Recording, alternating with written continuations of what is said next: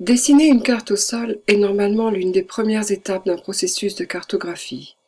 Ce processus est particulièrement utile pour se faire une idée de l'étendue des terres d'une communauté, de l'utilisation des ressources, et aussi pour initier des discussions liées aux questions foncières, ainsi qu'un outil utile pour aider à planifier d'autres activités de terrain basées sur la cartographie. Une carte au sol est dessinée de mémoire, directement sur la terre, en utilisant les matériaux disponibles. Il n'y a pas de façon spécifique pour le faire, mais en règle générale, vous pourriez commencer par aider la communauté à établir la liste des informations qu'elle veut inclure dans sa carte. Trouvez un grand espace ouvert dans le village, afin que chacun dans la communauté soit en mesure de voir, commenter et participer à l'élaboration de la carte. Demandez à un membre de la communauté de placer un objet pour représenter un point de repère central, comme le village ou la maison centrale, en fonction de l'ampleur et de la nature de la carte.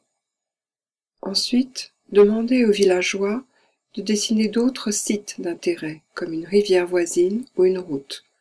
Puis, ajoutez progressivement plus de détails, tels que des réserves de chasse, zones sacrées ou des plantations. Bien sûr, ce que la communauté décide d'inclure dans le plan dépendra de l'objectif de l'exercice. Pour aider à créer une carte qui représente toute la communauté, le facilitateur devra faire un effort particulier pour s'assurer que chaque personne de la communauté participe autant que possible. Dans certains cas, il est préférable de faire travailler séparément différents groupes, tels que les femmes et les peuples autochtones, qui pourraient être moins susceptibles de parler devant les autres, à condition qu'une carte globale puisse ensuite être faite. Alors que le processus est en cours, un autre facilitateur devrait prendre des notes sur les noms de lieux, les histoires ou les questions importantes soulevées au cours de l'exercice. Tout ceci pourra ensuite être discuté et inclus dans les rapports de cartographie.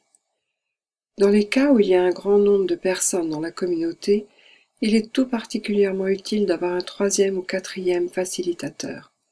Ceux-ci pourront fournir un soutien général et s'assurer que les données recueillies sont exactes et que les contributions de chacun ont bien été prises en compte.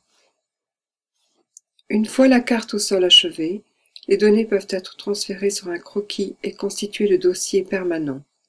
Il est généralement préférable d'utiliser la taille A1 afin que suffisamment de détails puissent être ajoutés, de dessiner d'abord au crayon pour que les erreurs puissent être corrigées ou des ajouts apportés. Durant cette phase, la communauté devra décider d'une légende pour les divers symboles et des couleurs à inclure sur leurs cartes. Quand elles sont faites, les cartes sur papier peuvent représenter un paysage vu par la communauté et en montrer une vision très détaillée et graphique. Ces cartes peuvent avoir un nombre important d'applications. Dans certains cas, où la précision cartographique n'est pas nécessaire, elles peuvent être suffisantes pour présenter un problème particulier aux autorités compétentes, mais normalement elles sont utilisées pour obtenir une image liée au problème foncier, pour ensuite planifier et créer d'autres cartes ou d'autres activités. Une fois terminée, la carte et toutes les remarques complémentaires doivent être présentées par les cartographes locaux à la communauté pour avoir leurs commentaires et s'assurer que l'information est correcte. Il est de bonne pratique de faire une copie de la carte de sorte que la communauté puisse garder une trace de leur travail.